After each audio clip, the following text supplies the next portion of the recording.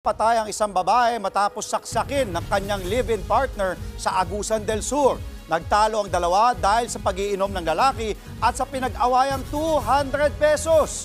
Nasa frontline na balitang yan si Dave Abuel. Bakas pa sa kutsilyong ito ang dugo ng isang 24 anyos na babae sa Talacogon, Agusan del Sur. Nagtapos ang kanyang buhay sa kamay mismo ng kanyang live-in partner. Sa investigasyon ng pulis, nagiinom ang sospek nang magtalo sila ng kinakasama. Pinahihinto raw ng biktima ang sospek sa pag-inom. Kwento ng kaanak ng biktima, nagtalo raw ang dalawa dahil sa 200 pesos. Yung pera kasi gusto ni na bumili pa ng another na inumin. Pero ayaw po pumayag kasi po yung sayang ng pera kasi po na ibibili mo na lang ng inumin kaysa ibili mo na lang ng bigas. Dahil dito, nagalit daw ang lalaki at kumuha ng kutsilyo sa kasinaksak ang biktima. Naisugod pa ito sa ospital pero binawian din ang buhay.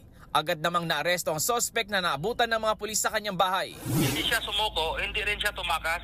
Nung parang tulala na lang siya doon sa crime scene. At pagdating ng mga pulis doon, mga tauhan natin, doon na kinuha na lang siya.